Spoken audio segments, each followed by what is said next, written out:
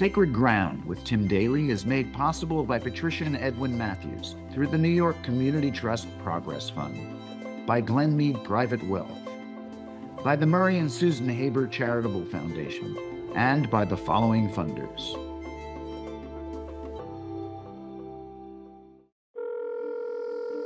One night after dinner, a reporter called on Deadline, this very intense conversation about potentially catastrophic consequences, etc., sea level rise. When I hung up the phone, it was only then that I realized that my 6-year-old son was playing with Legos in the room. And he turned to me and he said, "Daddy, are we all gonna die?" And then I realized that I was going to have to give something up in order to do something on behalf of my kid. Mike Tidwell was like a lot of us, deeply concerned, but not involved. It took his son's simple and daunting question to move him to action. This is his story. A young father who could no longer pretend that his beloved hometown was immune to the new weather patterns. They had arrived in his own backyard. Welcome to Sacred Ground, a series about how climate change is here and how it is affecting our lives.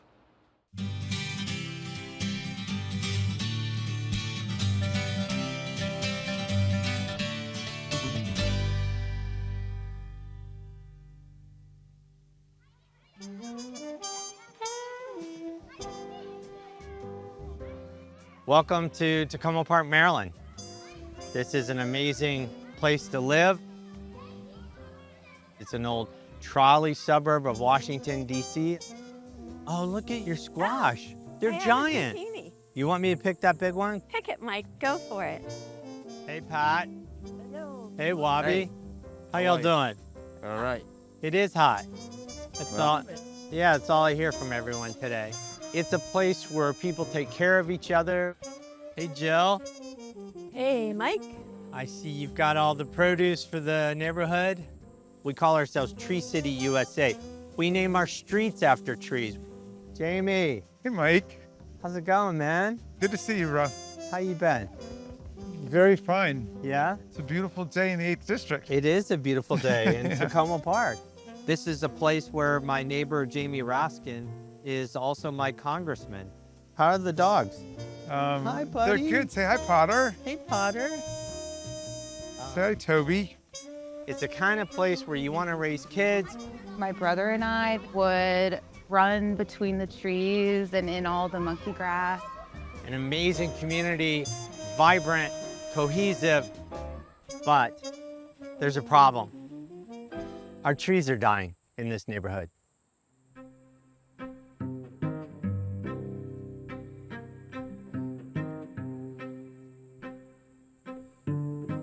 Every time I walk by your house, I think about all the trees you've lost. Yeah, well, we had a lot of really big trees, and in the last 4 years, we've lost 5 big trees. So your tree guys came Yes. this morning.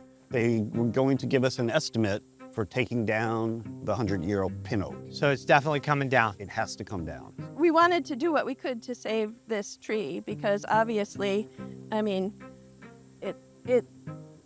this is how big it was. Right. And it was over 80 years old.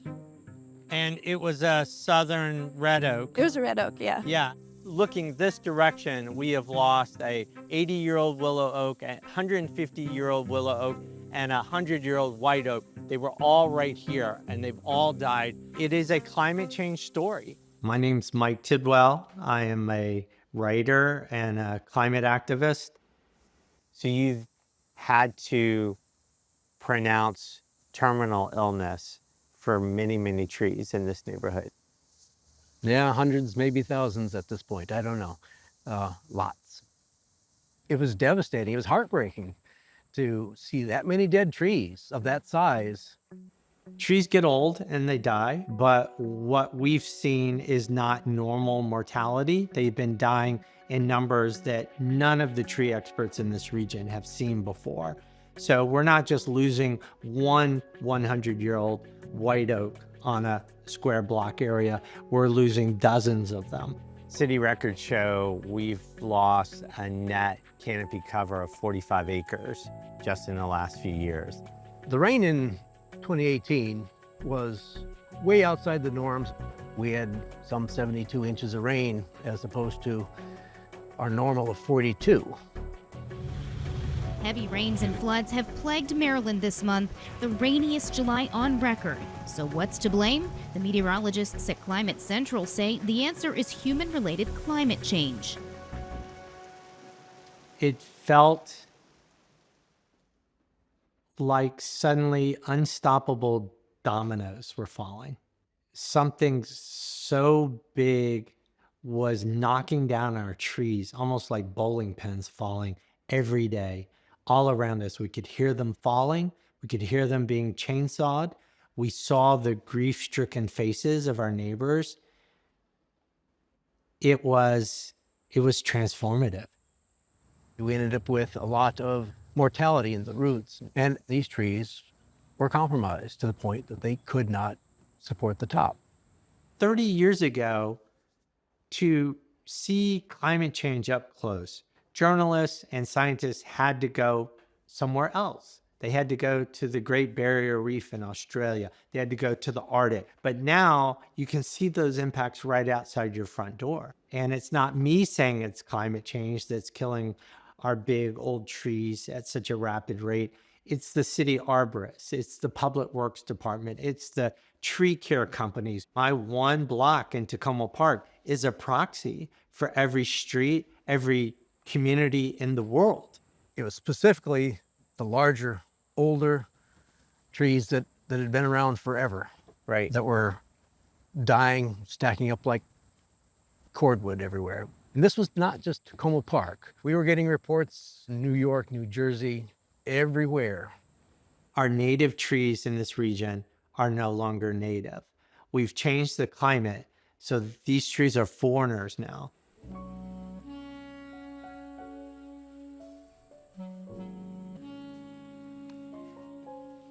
There's a tradition in Tacoma Park to take dead tree trunks and carve them into beautiful tributes to the lost, beloved trees.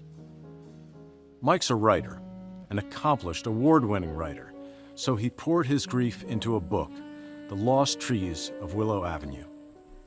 But that's not the end of the story. Writing is my passion. I spent the first half of my career as a freelance print journalist. I got to see a lot of the world. But then in 1990, I read a book by the great author and activist Bill McKibben called The End of Nature. It's the first book written for a mass audience on the issue of climate change.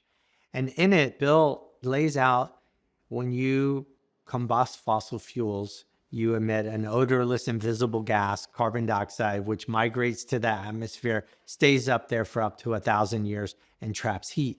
It's creating a warming blanket around our planet. As I stand here today, there's a lot of people going by in cars. Any car, when it burns a gallon of gasoline, gives off 5.5 pounds of carbon in the form of carbon dioxide. I remember the color of the paint of the apartment I was in when I read that book. Time stood still. I was freaked out, and I promptly went into my own version of denial.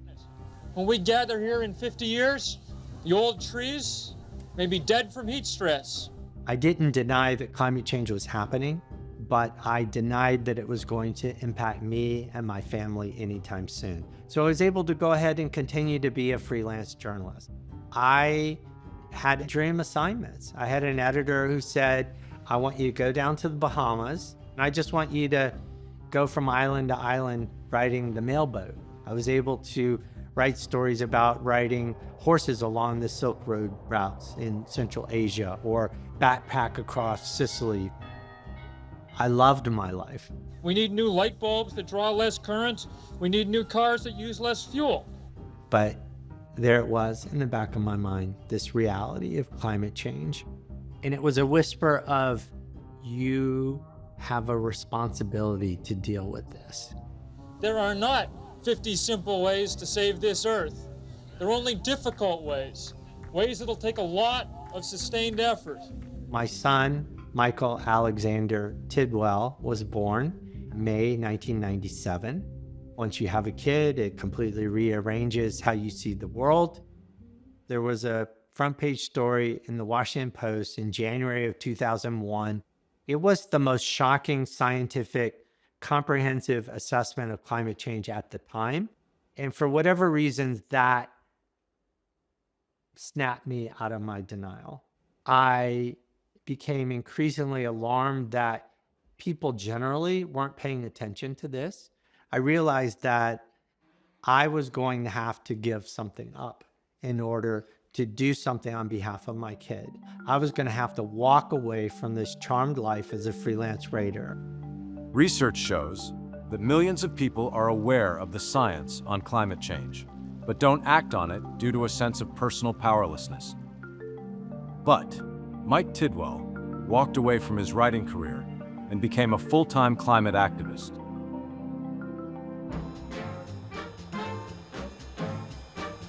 The group I wanted to work for did not exist, so I had to form a nonprofit on my own. Came up with the name Chesapeake Climate Action Network. This is where it happens. These are our organizers, our lobbyists. The first thing people see when they come in is this very interesting solar hot water collector.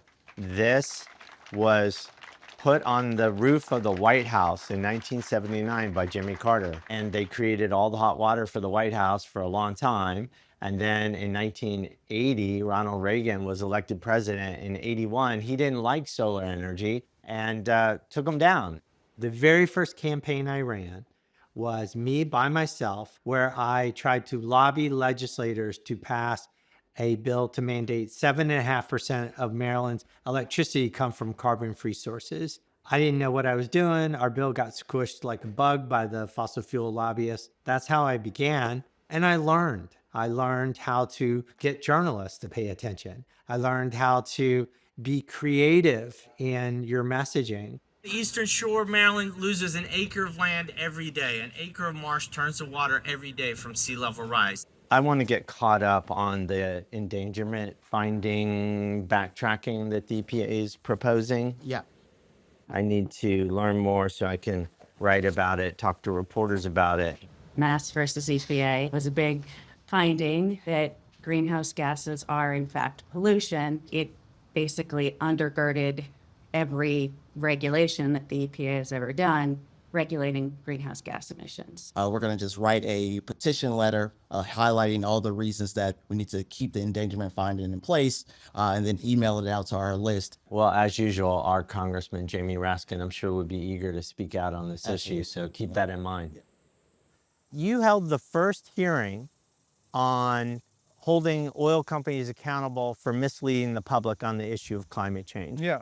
The evidence seems overwhelming that for decades, the oil industry understood the lethal threat of climate change, but misled the American people and buried the scientific truth of climate change. Democracy and climate survival are entirely intertwined in my mind. Big gas and oil and coal had a great deal going, and we were all, in a certain sense, complicit in it and dependent on it, but they want to keep it going, and they wanted to keep it going when they knew it was a catastrophe for humanity. As early as the 1960s and 70s, right, they could understand, greenhouse gas emissions, and they could understand the processes of climate change. Here we have photographs of bill signings of legislation that we've passed across the region. This bill in DC is for building efficiency and clean energy. This is a Virginia bill that was primarily for offshore wind power. This is a bill for wind and solar power in DC. This is energy efficiency in Maryland. And this is the Inflation Reduction Act. The landmark climate, healthcare, and tax bill. President Biden's signing of the Inflation Reduction Act today comes after more than a year of negotiation. It makes massive investments in cutting greenhouse gas emissions. And it directs large investments to fight pollution in underserved communities. This is legislation that has seen quite a journey. The hard-fought victory. In 2022, we passed that law, which would trigger $300+ billion in government investments in clean energy and trigger up to $1.7 trillion in private matching funds. The strongest piece of legislation passed by any country in the world to solve climate change. It was wildly successful in the 2 years that it had to make a difference. With my actions today, we will end the Green New Deal and we will revoke the electric vehicle mandate. Donald Trump came in and the Republican Congress, and they have slammed the door on most of that. Donald Trump was very upfront about it. I mean, he got into the room with big gas and big oil, and he said, I'm your guy, and you guys have got to put up the money. The loss to Trump in 2024 meant that they were going to immediately start trying to turn the clock back on all of the progress we've made on climate. Right. And it's so dangerous and destructive and backwards looking. We see incredible climate extremes right here in Tacoma Park. Our trees are dying. Yeah. That's going on. Mike was depressed. After 20 years of devoted effort, he was now convinced that it was too little, too late. There were countless nights spent alone reviewing the ravaged climate landscape. And that's when I went through the second major convulsion of my life where, yes, I had to admit defeat. I had to deal with fear again. This narrative of if we work hard enough and just deploy enough clean energy, the worst won't happen to us. The worst is happening to us. Clean energy alone is not enough. So what other possibilities are there? 2024 was the hottest year on record. That is now 2 years in a row that global temperatures have shattered records. We have crossed some kind of threshold.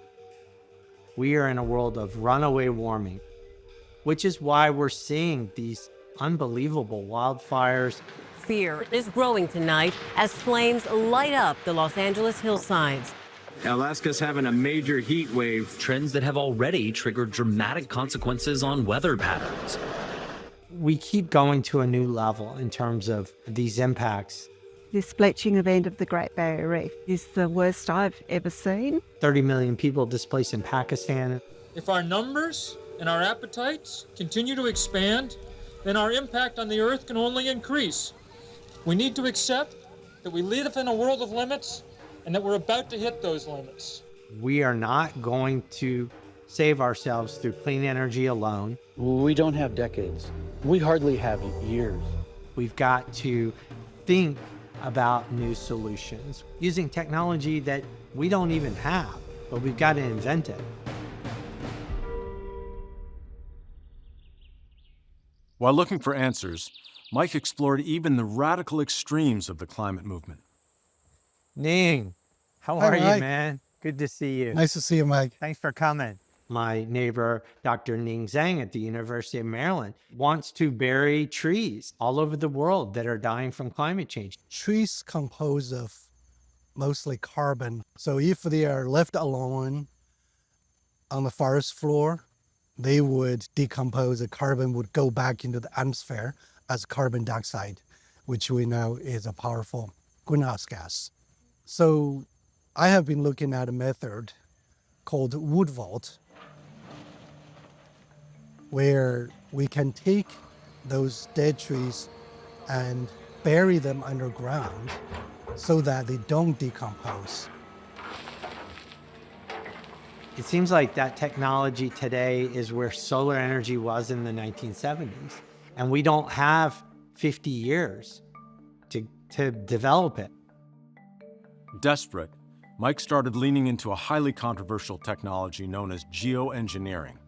It's based on reflecting sunlight away from the planet. In some ways, it mimics a natural occurrence.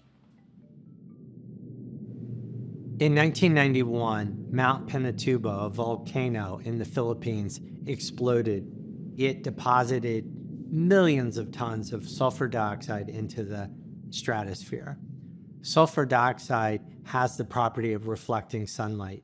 This one volcano in 1991 in the Philippines cooled the entire Earth by more than 1 degree Fahrenheit for over a year.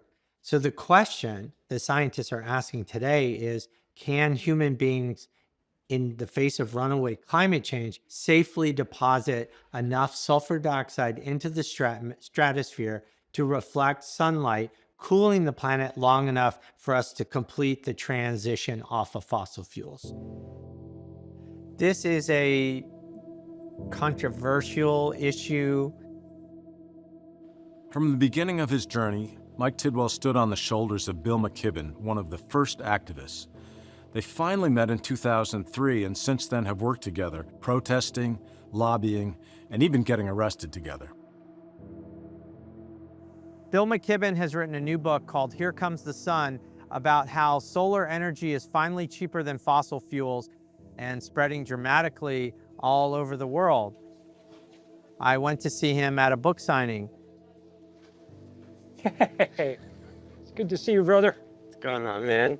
How are you, man? It's been a little while. Mike Tidwell and Bill McKibben, fellow warriors drawn to a cause that's so big and so complicated that it intimidates most of us into quiescence. The health of our planet, for them, is not just a job, it's a test of our humanity, the only way to live. We're in extreme carbon overshoot, so we also have to have negative emissions, sucking CO2 out of the atmosphere if possible. And then, as you know, Bill, there are others who are saying, well, can we reflect sunlight away from the planet? And that's something that you've thought about for a long time. I mean, as you know, is better than anyone, it's a insane idea. Totally insane. You know, having filled the atmosphere with CO2, we're now going to fill it with sulfur in order to fight pollution with more pollution. You know, but it's possible that we're going to have to break the glass and pull that lever at some point. I think that right now, in the next 3 or 4 years, the main task, since we're on a roll with sun and wind and batteries, is to build the hell out of it, and build as much as we can, as fast as we can. The proof of concept is definitely there. Yeah. It's called China. Yeah. In May, China was building 3 gigawatts of solar panels a day. Now, a gigawatt's the rough equivalent of a large coal-fired power plant. So they were putting up one of those in solar panels every 8 hours. We're ceding the technological future to China. They're going to own the future. America invented the solar cell. America had the first commercial wind turbine, but China's going to make all the money. I had the great good fortune to have my first grandchild about 18 months ago, who this book is dedicated to. So I now know and dearly love someone who's going to be around in the 22nd century. I think this is the single most important thing we could do in short order to give that century a chance of being something other than dismal, maybe something quite beautiful. My dad used to say to us, when everything looks hopeless, you're the hope. And I feel like you are very much the hope. The people who are fighting to build a clean energy future are the hope. When my son was young, he would build Lego houses and he would put Lego solar panels on the roof because he thought every house in America must have solar panels because that's all my dad talks about. Is the solar new here? The solar is new. A couple months ago, we were able to install solar panels where before the solar company would look at our land and say, no, it's not worth it because you've got too much shade. And now we have 22 solar panels that we installed on the garage and on our house. I mean, I tell people Tacoma Park has become a small power plant of solar because we've lost so many trees.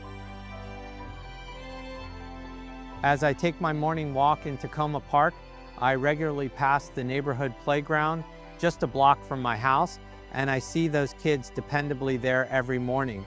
And I realize that the work that I've been doing for decades is not about me. The work is about them. They represent our future. So even in my own backyard where I've seen the impacts of climate change, I now have this baby pin oak that's right there at the foot of the mama oak. I'm taking care of it. I water it and I protect it from predators. And I just hope that this tree can grow old, can grow healthy in this same neighborhood. I haven't given up.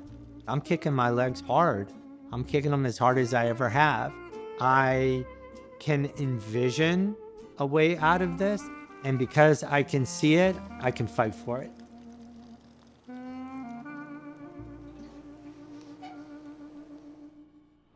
Albert Camus wrote, "Real generosity toward the future lies in giving all to the present." For Mike, generosity took the form of action, showing up to do the work at hand. On behalf of Sacred Ground, I'm Tim Daly.